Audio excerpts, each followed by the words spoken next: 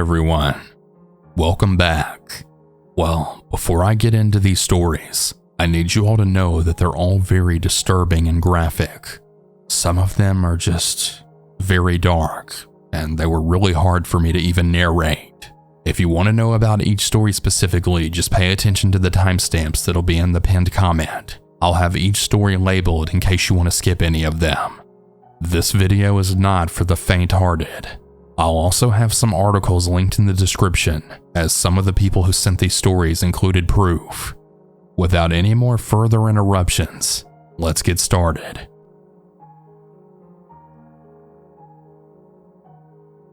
When I was in my early 20s, my date and I decided to go to the Sellin in West Sacramento to play pool.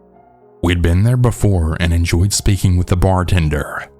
I can't recall her name, but she was a lovely woman, and we chatted with her whenever we encountered her. She was a very warm and bubbly woman. This particular night, we walked in and we noticed the pool table was occupied.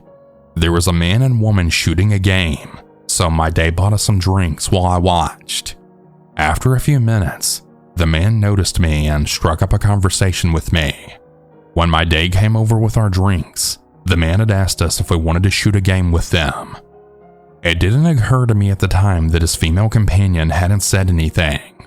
We said yes, so he racked up the balls and we played against them. During the game, we introduced ourselves, and right after, the man began asking me some personal questions that really started to bother me. Like, where did I live? Had my date and I been dating long? Did we live together? Etc. I noticed that the man and woman kept looking at each other. I became increasingly uncomfortable, even though the rest of the conversation was benign and pleasant in nature. Weirdly enough, the woman still hadn't said a word. When the game was over, the man had asked if we wanted to leave with him to go to another bar down the street. At first, I didn't say anything. Then the guy asked us again, saying they discovered a cool bar not too far from where we were. My date and I just looked at each other, and before he could say anything, I blurted out, no thanks, we have dinner plans. We in fact did not have any dinner plans, but my date didn't argue with me. I think he saw the look of panic that was on my face. We grabbed our jackets and got the hell out of there. By the time we walked out the door, the hair was literally standing on the back of my neck. When we got back to my truck, my date had asked me what the hell was wrong. I told him that I got a horrible feeling from those people, and I just knew that we had to get away from them. I told him how it was weird that he asked us to leave with them when he didn't check with his date first. He shrugged and just said okay. I think he thought I was crazy. Well, a few days later, when I opened up the afternoon paper, there was an article in there about a woman from West Sacramento who'd been found murdered. I didn't really think anything of it.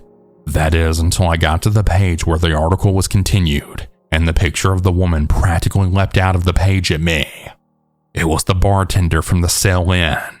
Apparently she'd been kidnapped, raped, and killed that very night that I was there with my date.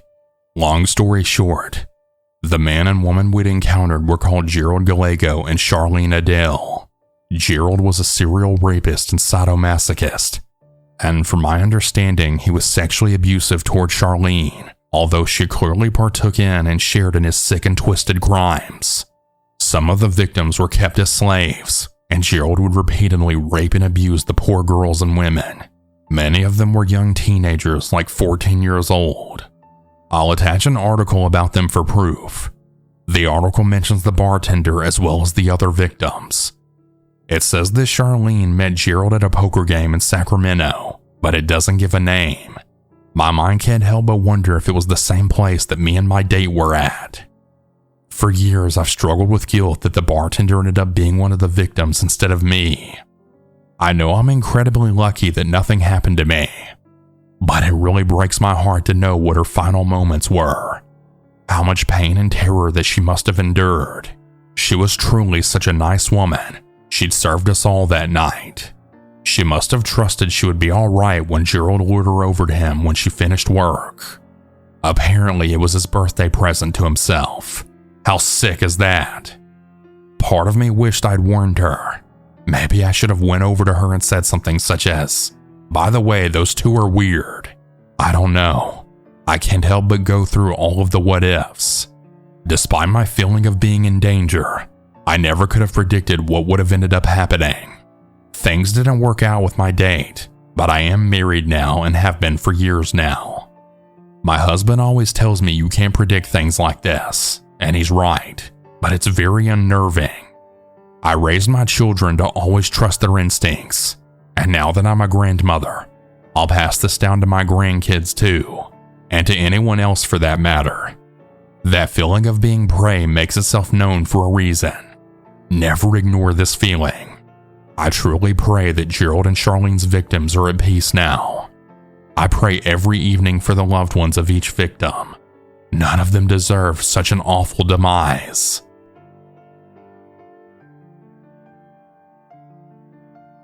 Before I begin, I need to give a warning for sexual assault and pedophilia. I'll also have a news article linked in the description for this story. I grew up in a small town in Louisiana, and for privacy, I won't say where. At the time of this story, I attended a private school that is from kindergarten to grade 12 all in the same building, and I was in the 8th grade. I was a 14-year-old girl who played basketball, golf, and tennis, so I was fairly fit. We had this one basketball coach who I'll call Joe for privacy reasons. Well, Coach Joe was a good basketball coach, and overall a good guy. He was married and had a son who he never shut up about. Coach Joe also made sure if we ever needed to talk to someone, we could always go talk to him. Well, one day I wasn't doing so well at practice because my boyfriend had just dumped me, and it really affected my mental state. Coach Joe then called me into his office, which was a completely covered room with no windows or anything. When I got to his office, he had asked me what was going on, and I explained that my boyfriend had just dumped me after a year and a half of dating. Coach Joe then offered me a hug, and I accepted. When I wrapped my arms around him, I had felt his hands grab onto my butt. I jumped at his touch because I just wasn't expecting that. Then he whispered into my ear, "It's okay. Just let it happen." He then began to grope me and feel all over my body. About 10 minutes later, he had taken my shirt off and is continuing to feel all over my body. That's when I get a call from my mom who had arrived to pick me up from practice. I had told Coach Joe that I had to go, and he then said to me in a very creepy tone, "Okay, but this isn't over." He knew I was a quiet kid and that I wouldn't speak up. So all throughout my high school years, he called me into his office, and each time it progressively got more and more graphic. It wasn't until several years after I graduated and was about to get married that I finally came clean, because my fiance told me that I had to tell the police what was going on, because apparently Coach Joe was still coaching at the same school. A couple of other students came clean as well, and he actually got locked away for his crimes. Coach Joe, if you ever hear this, fuck you and all the hell you put me through my high school years. I hope you stay locked away for a very long time.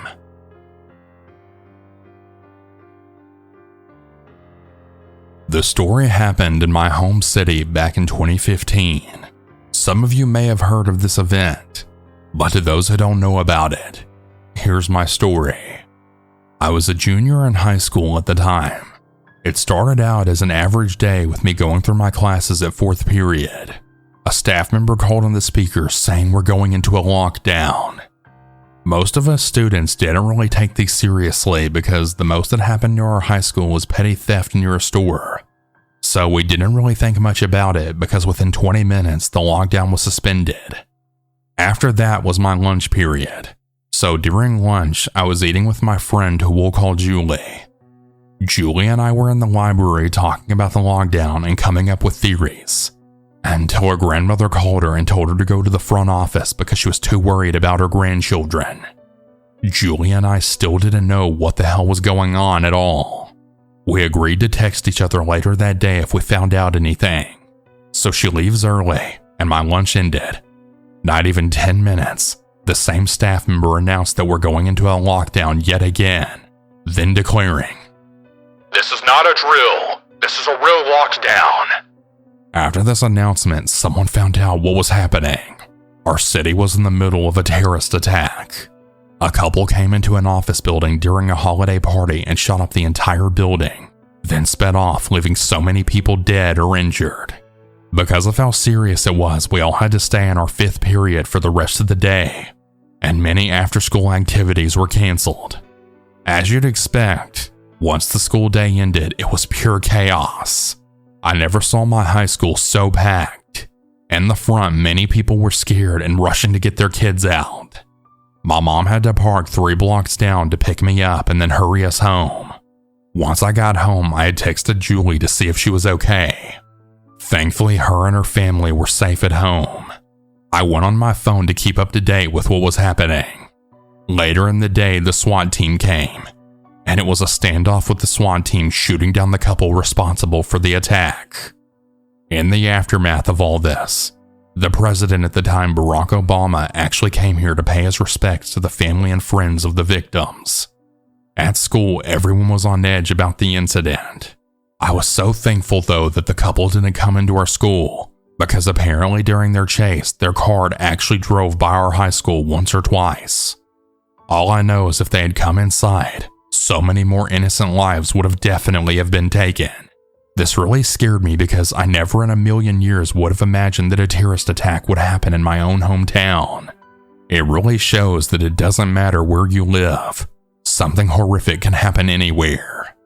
I hope and pray that the families who lost their loved ones are doing well, knowing that that evil couple are now dead and hopefully burning in hell right now. I'll have an article in the description as proof for this story.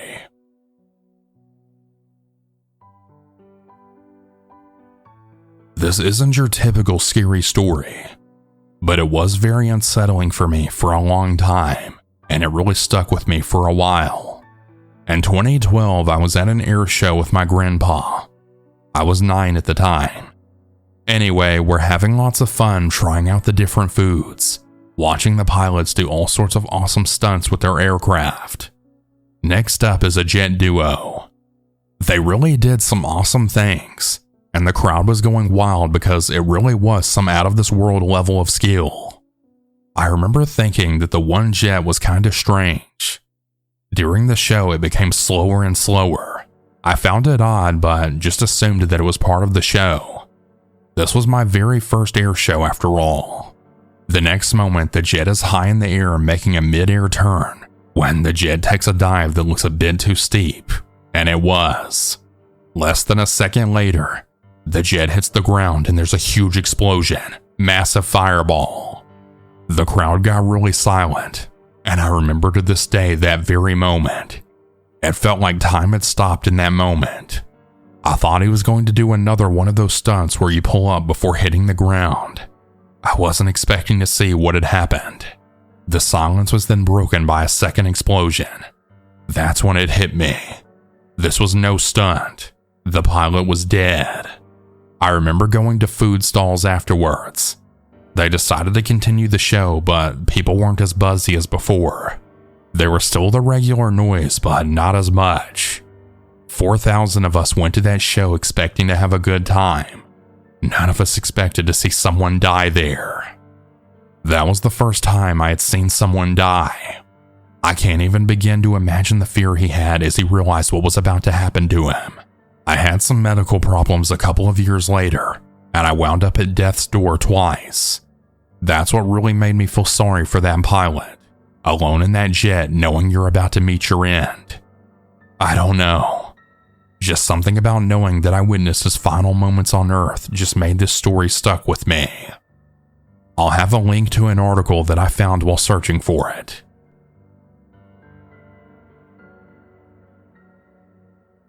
This is something that I rarely discuss for reasons that'll be obvious.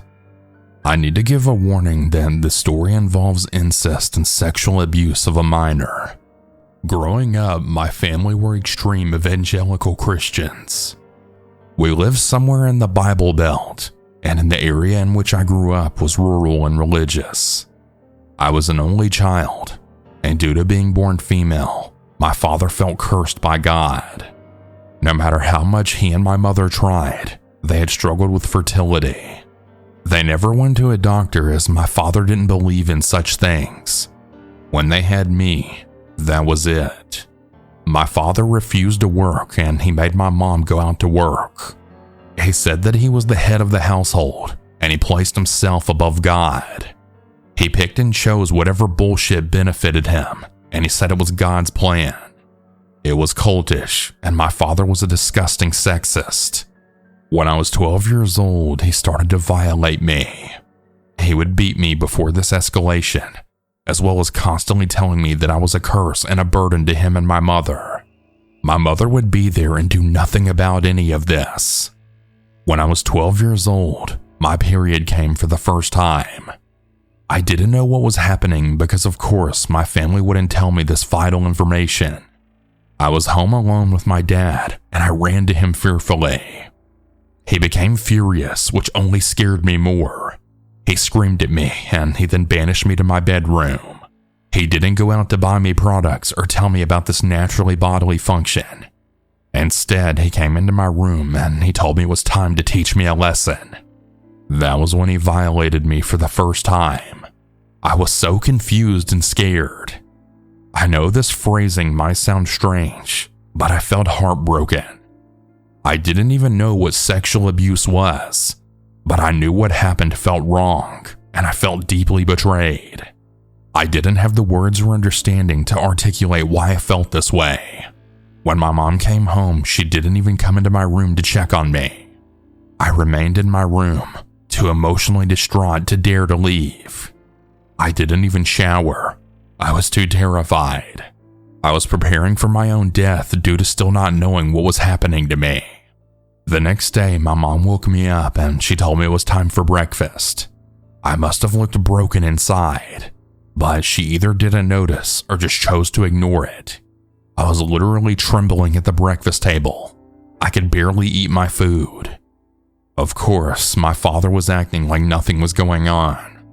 I was petrified, and I felt like if I ate, I would be sick. I picked at my food, and my father noticed. He screamed at me, and he began quoting scripture. I tried to eat, but I couldn't. He then beat me, and my mother just continued to eat her food in silence. I wanted to scream, ask her why she never stood up for me, but I was so petrified. My father would hit me over my clothes, but on this occasion he had pulled at my clothes and then stared at my bare bottom. This was even more traumatizing, and thinking about it now, I think it was another perverted escalation. I cried from the fear and I was sent to my room, forbidden to eat food for the next 3 days as punishment. I was still bleeding due to my period, and no one gave me any information as to why. My mother worked the night shift. She left the house at 9 p.m., and she wasn't back until 9 a.m. the next morning. She didn't work every night though, and she was home the night after the first violation took place. I was beginning to think that maybe I wasn't actually dying, but I did continue to bleed, and it was a scary experience. I know it sounds so silly, but imagine you found yourself bleeding continuously without even knowing why, especially from such an intimate area of your body. On the second day of my punishment, my stomach was really aching.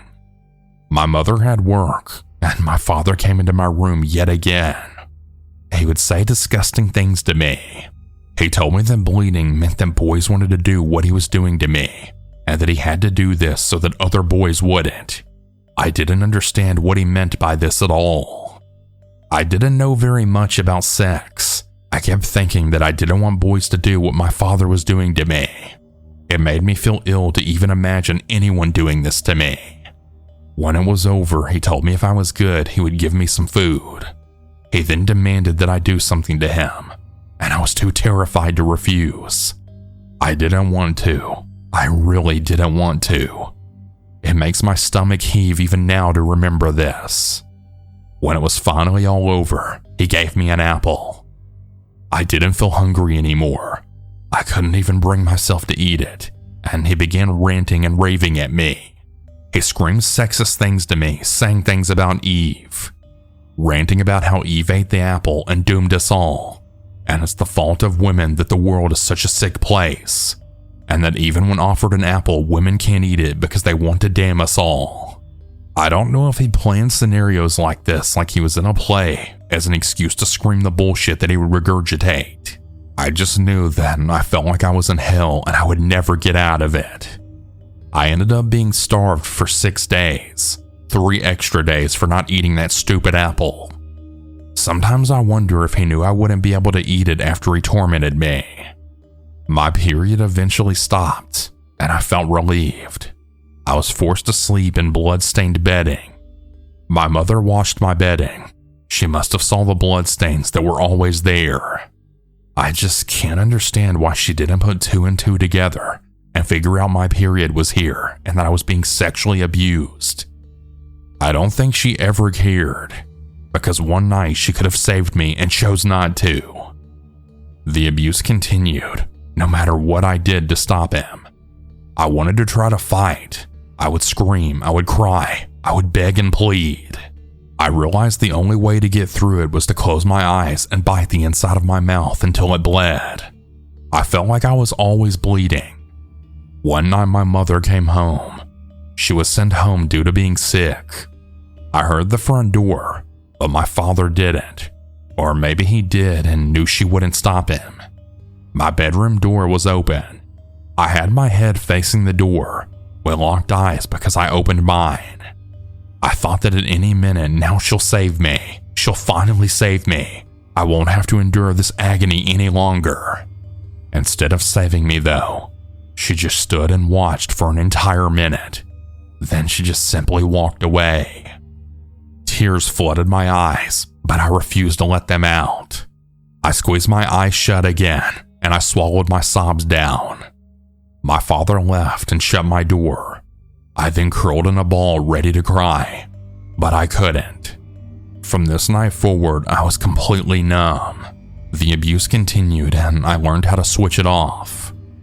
Sometimes I felt floods of anger in my chest when my father began his violations on me. It made me feel violent, not out of simply wanting to defend myself, but out of hatred.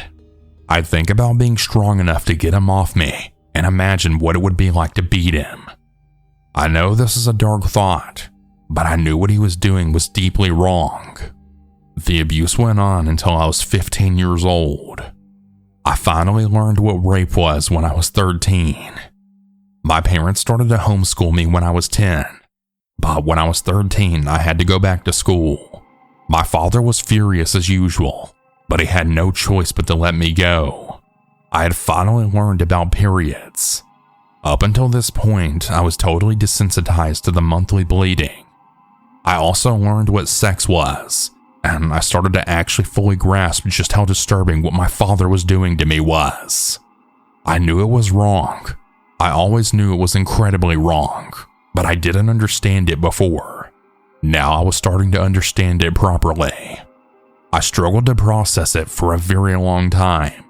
I remember being 14 and a boy in my class would always smile at me, and it made me feel scared. My father's sick words echoed in my head, and I feared he wanted to hurt me just like my father. I was so sheltered and clueless due to my parents' cultish abuse for my entire life. I didn't have many friends in school because I really struggled to get close to people. I blended in and I was always too quiet. I wanted someone to notice something was wrong, but no one ever did. I remember learning that rape was a crime. A girl I was friendly with was talking about rapists, and I had asked what that meant. Learning there was a word for it, and knowing it was happening to me was one of those pivotal moments in my life. The kind of moment you know you can never come back from. Rage was literally pulsating through my veins. I felt red hot with rage, remembering how my mother stood there, watching her disgusting husband rape her own daughter. Her own fucking flesh and blood. I started to think about how my own father could do such a despicable thing to me. How any normal person would be horrified to know about this. Then I felt shame. Shame certainly wasn't foreign to me, but I felt like I was feeling it tenfold now. I stayed quiet. This was around the time that I began to act out very badly. I started to wear makeup. My father told me that only harlots wore that filth, but he made me feel like one of those women. I felt like I was an object, damaged and good for nothing. I started wearing mascara and eyeliner, borrowed from girls in school. I'd wash it off right before I got home. One time I didn't, and my father called me a harlot. When he violated me, he just kept telling me that I was a harlot the entire time, and that he was sick of me enticing him. As puberty continued, my father made worse and worse comments about my body. I started hanging out with older kids from another school. I met these kids from skipping class one day and walking around. I had stumbled across this group who were smoking, and I joined them. Soon I was drinking, and my father was beating me more and more, but I didn't care anymore. When I was 15, one night I stayed out on a Friday night. I stayed out too late. I wasn't drunk, and one of the boys I was with tried it on me. He didn't even do anything bad. He told me he liked me, and he asked for permission to kiss me. I had freaked out because all I could think of was every time my father had forced his own tongue down my throat. I pushed him and then took off. I know that I reacted badly. I really feel terrible for pushing him. He did nothing wrong, but I was triggered. I felt rage bubbling over the surface. I suppose anger was always simmering within me, but now it was really boiling. I kept thinking about my father, the things he did. I realized as I was running that I'd reacted so wrongly. I really resented my father for ruining my life. I had never kissed a boy before, and this boy said he liked me. But I knew if he knew what my father did to me, he wouldn't like me anymore. I felt like no one could ever respect me or like me. I was branded a harlot for life who was so dirty she enticed her own father. These were my father's vile words, but they infiltrated my mind and planted seeds within my heart. If someone ever tells you it's your fault enough times, you start to believe them. I got home and my mother was out. I knew what was waiting for me. I knew my father was furious, but this night I was different. I felt like a dragon breathing fire. I slammed the front door open and rushed to my bedroom. My father shouted out "hey" to me, but I ignored him. I moved my bedside table against my door to lock him out. I then stood at the edge of my bed, my heart thumping. My father was screaming at me to open the door, swearing at me and using God's name in vain. I remember screaming that I wouldn't let him touch me anymore, and he told me I was his and that he could do whatever he wanted with me. He then told me that he needed to teach me another lesson, and I began to tremble. He was pounding on the door, and I could hear him slamming a shoulder against it. I knew it wouldn't hold. Our house was old and shabby. My bedside table wasn't sufficient enough either. My father was a large man. I knew I couldn't let this happen to me anymore. All this rage was spilling out of me. When he finally burst the door down, he ran at me. I darted to the side, and he fell on my bed. I ran out of my room hurting my leg but not noticing it until much later. I then ran into the kitchen and grabbed a knife. My hands were shaking, but I grabbed it and I spun around to then see my father. I held the knife out in front of me, so if he ran at me he would fall right into it, if that makes sense. He froze, and his fear flashed in his eyes for a brief second. All I could hear was my own heavy breathing and my own heart thumping in my chest. It was silent for so long before my father suddenly spoke very calmly. He told me to put down the knife and be a good girl. Big mistake on his part. Him saying that brought back many painful memories, and my anger was exploding out of me. I then shouted at him to stay the fuck away from me and to never call me that. He then laughed at himself uncomfortably, which only made me angrier. I then screamed at him that it wasn't funny, and it was like once I started, I couldn't stop. I can't even remember all of what I shouted, but I started shouting at him. I told him that I hated him, and that he had been raping me since I was 12 years old, and I knew it was wrong. That I knew about my periods, that I wanted to hurt him like he'd hurt me all these years. I just kept saying that I hated him and my mother. I kept swearing at him. He was getting angrier and angrier. I could sense it. I then threatened him that if he came towards me, I'd cut him, and I told him I was leaving and he couldn't follow me. He told me I couldn't go, and I again threatened him. I only had the clothes on my back, but I knew if I didn't leave now, I wasn't going to make it out. I walked around him, still holding the knife. I maneuvered my way to the front door, and I told him I was leaving and did not dare to try and find me. He told me not to do this, that there would be trouble and all that bullshit. I opened the door and he suddenly ran at me. I slashed him across the face with the knife and it made him stagger back and scream. I then turned and ran, and I didn't stop. My heart was beating so fast and my nose was badly running, but I just kept going. I'm not really sure when I dropped the knife, but I did lose it. I didn't even know where the hell I was eventually. I eventually ended up stopping at the side of a road. I didn't know where I was. I'd ran for so long and in a direction that I'd never really been to before. I didn't feel scared. I felt free. I walked for a long time. I found a bus stop and I sat in the shelter resting my eyes. When morning arrived, I wasn't sure what to do. 2 women and a man turned up, and I remember asking one of the women about the bus. She explained the route to me, and she seemed concerned. She asked if I was all right, and I told her I didn't know. She asked me where my parents are, and I told her I didn't even have any. I lied and I said I was 18 and that I didn't need parents. She looked doubtful but concerned. When the bus came, she asked if I was getting on. I said I wasn't sure, and she held her hand out to me. I stepped towards her and she turned to the driver and asked for 2 tickets. She paid for me to get in. No one had ever done something so kind like that for me.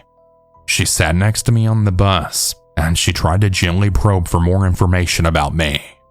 I shut her down, but I was polite about it. She sat with me on the bus for about an hour probably. She told me that she had to get off soon, but she wanted to give me money. I told her I didn't need it, but she insisted. She handed me $150, and she told me to watch out for myself. She got off, and I started to cry. I finally got off when I was the final passenger, and the driver told me that this was the end of the line. He asked if I was okay, and I said yes. He didn't bother to pry. I was in a town that I wasn't sure where I was, and I didn't know what to do. I just wandered the streets before going into a cafe and just sitting down. I was ordered to leave, however, as I didn't order anything. Long story short, I began sleeping rough. I used the money that the lady gave me for traveling until I was out of the state. I bought myself a bag and I bought myself some food. When it got low, I knew I had to get more. Sometimes strangers would give me cash. The streets weren't safe, especially as a female. I had some pretty scary encounters, but I managed to get away unscathed. I dreamt about my father every night, always nightmares. I wondered if he and my mother missed me, if they were looking for me. I never heard of any missing persons with my name, never saw my picture. I was on the street for months. I ended up finding a charity in a town, and they helped me out tremendously. They got me in a hostel sort of place, which was much safer. They didn't pry, didn't try to force me back to be with my family. They tried to give me an education and teach me skills. I had a support worker who sort of acted like a therapist, but I never fully opened up about my past. I was way too ashamed and afraid.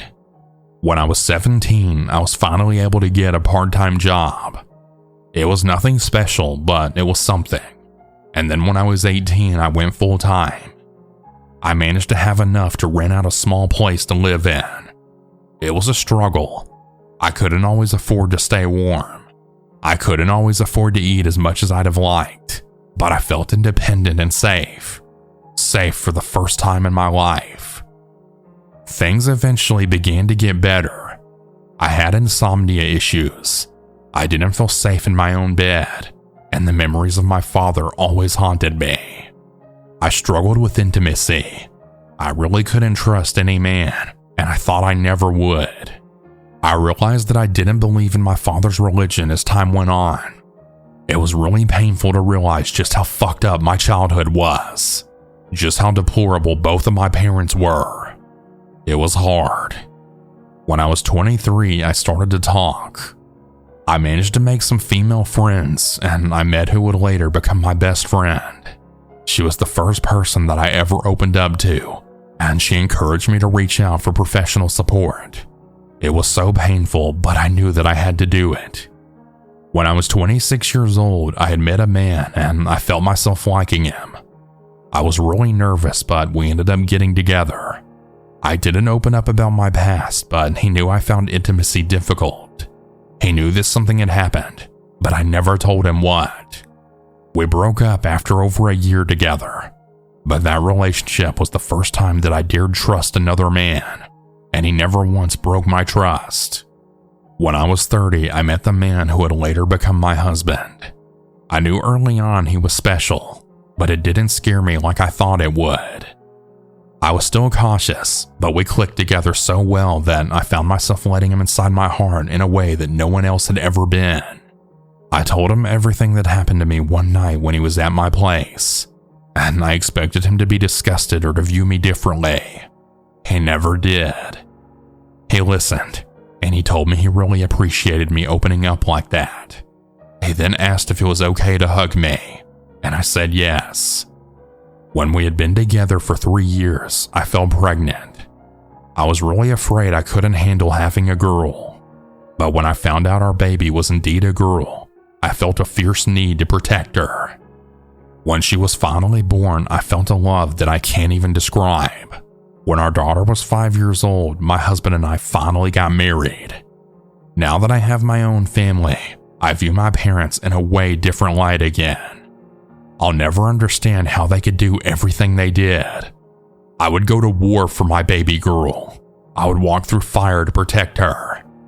What happened to me will always hurt and can never be erased, but I've clawed my way out of hell. Having my own family is something that I never even thought was possible. Every morning I wake up, I feel safe. I now know that everything my father said isn't true, and his evil actions do not define me. My husband truly loves me and respects me. He's never even raised his voice at me once.